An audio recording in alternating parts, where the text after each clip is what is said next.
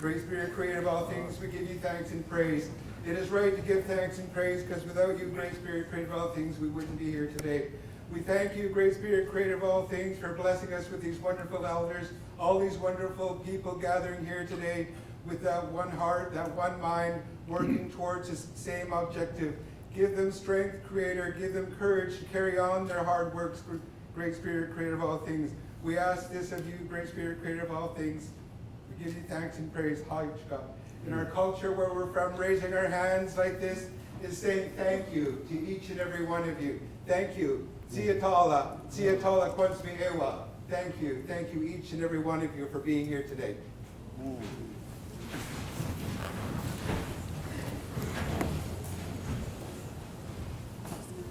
Good afternoon, everyone. My name is Florence Elliott, and I would like to thank Northland College for inviting Ray and I, who was unable to be here, and I asked my son to take his place today. And we are following how we always work together when we're presenting to anyone about anything we talk to. I was thinking about Ron and what he said about, I was looking at wisdom of the elders, or cultural elder wisdom. I said, there's no way we can separate anything. Everything is, like he said, all intertwined. And for me, I thought about it. I asked some friends of mine, what do you think wisdom of the elders is? And they said, looked at me and they said, why are you asking us, Auntie? You know what it is. And so I said, well, for me, it's growing up with all of the old people in my family. I was one of the most fortunate of my family to grow up with my late grandfather and all of his brothers and all of the other old people in my families. And watching them, how they treated people, how they worked together. My grandfather and his families always working together. There were 8 of them? 8 of them. In the spring, they'd gather. Grandpa had plow horses. They'd go up to his field. They'd plow it, plant vegetables, whatever. And at harvest time, they'd all gather again and share everything. And my children and my children were fortunate as well to grow up with their ancestors. And they learned from them the same things that I learned from all my old people. To respect and to honor everyone that we met. And one of my dad's favorite things was, you treat people how you want to be treated, girl. You don't say anything bad about anybody. And he said, you talk to them the way you want to be talked to. And so that was a part of how I grew up. And we were talking with some people that came and sat with us outside and sharing a lot of our cultural things and what my kids learned and what I didn't learn. As you all know about the residential school thing, I grew up with that, with my mom and dad, and my brothers and I were put in a public school in our little community. First Indian kids allowed to go to a public school. And I always said, we broke the racial barrier out in that community. And my dad's big thing for us was, you need to get an education, girl, so you could learn how to survive in society. And it was unfortunate, I didn't know, I had no one to help me with my homework and stuff. And so I only did grade 10. I made sure my kids made it all the way through. And I told them, I was teasing them, I said, I made sure you got an education so you get smarter and leave home. I said, but it didn't work. They're all there. And I looked today at how I brought my children up, how I was brought up, and how I tried to change the way I was brought up for my kids. And I watched my 2 boys who have children and how they've changed things for those grandchildren of mine. And I'm thinking, looking at them, we don't know my grandchildren. We don't know my great-grandchildren. There's not that family bonding anymore. And for us, and my daughter back there especially, family is all important. That's why I'm so happy to be here at home, my other home. And I was looking at, they have me down as Lummi. And I said, but I grew up registered with the same tribe that Tom Sampson is from, on the island. And when people ask me, who are you, where are you from? I say everywhere. Because I have roots all over BC, all over Washington State, California, all over. And for us, knowing who we are, knowing what we are, and my dad's other thing was, don't you ever forget who you are, girl. You remember. And I thought, well, I know who I am. I think I do. But I shared with some students over here one time. We got invited to their class, and I said, I bet you kids think you know who you are. And they're all, we do. I said, no, you don't. You know, my family, my mom and grandma and them were very traditional. My grandmother was the daughter of a hereditary chief from here, and my grandfather from the interior of BC. So I have lots of ties to all over BC and Washington, this place especially. And listening to my grandma and them and how they treated people and cared for people. And my late mom used to bring in people to our home who didn't have anywhere to go, caring for people that didn't have families. And it's inherited, let me tell you. You know, we just bring everybody and give them what they need when they need it, help them if we can.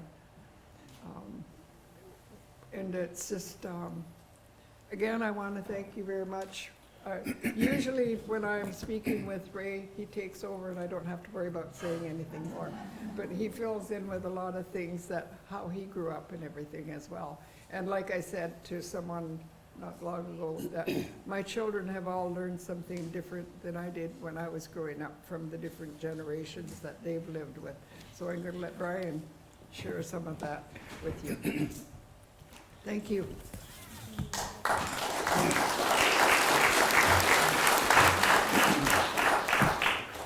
As my mother indicated, I also would like to thank Northwest College.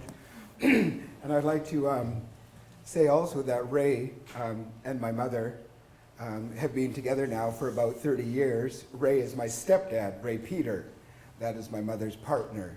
My dad is Don Elliott, my mother's first husband. His Indian name is today spelled Seattle.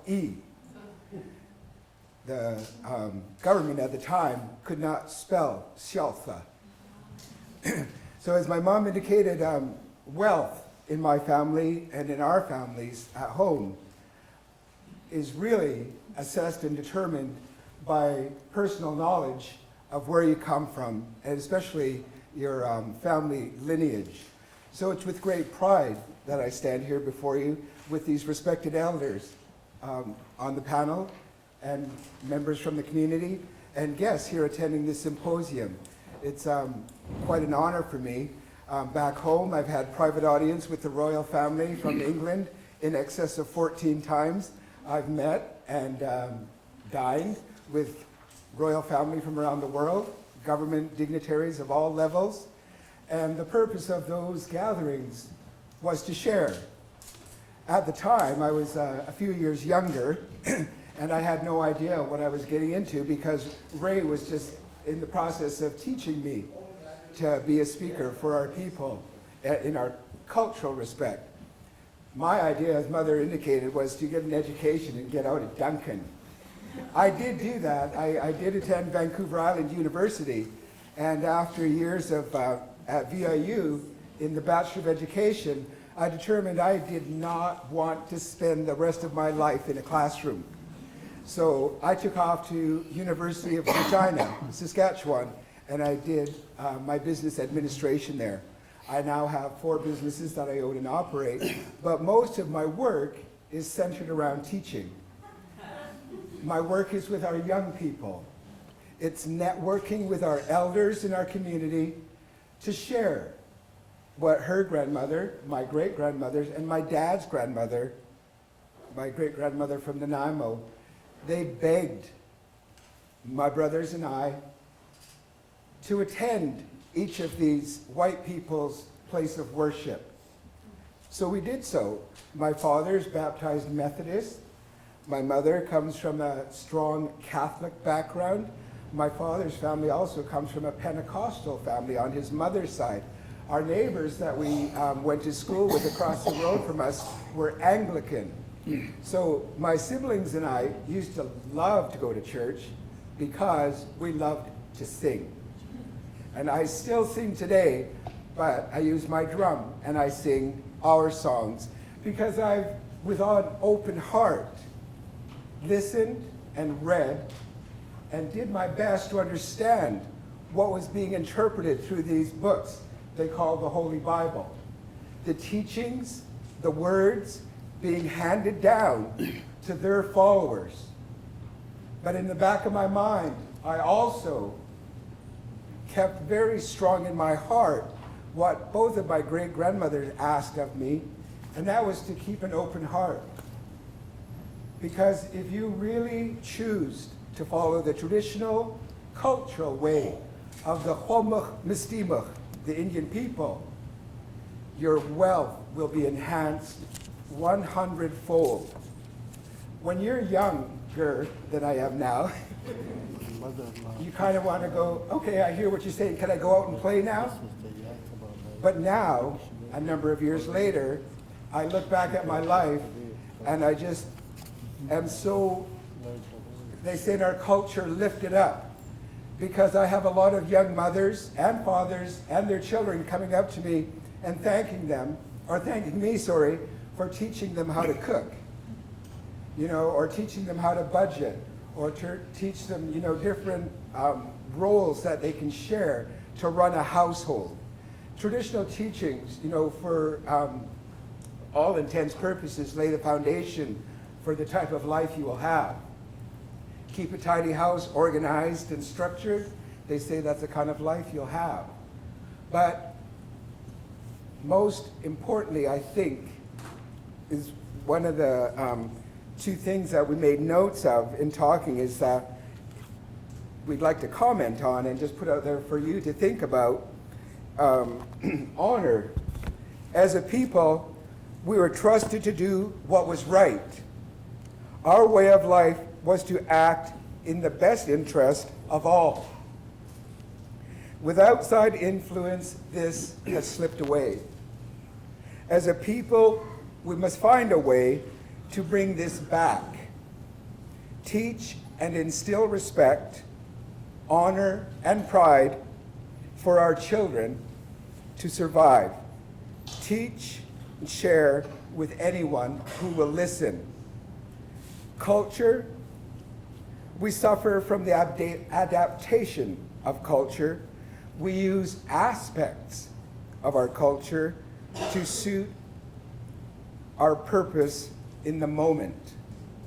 Again, we must share, teach to anyone who will listen, so our children will survive.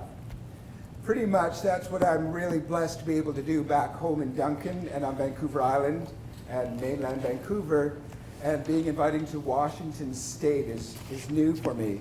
But I really do love speaking of my ancestors, because there's no way that any amount of money in the entire world could pay for the wealth that they've shared with me. So I really appreciate the hard work that Northwest does, and that the wonderful speakers, the words and the gifts that they bring to the symposium have to share with all of us today. So I'd like to just ask you to keep up your pursuit. We're always taught to pursue our passion, and I do feel a lot of passion in this room. The love and the commitment shared through each and every one of your presence here today is indicative of your desire to move forward in a positive way. Haichka.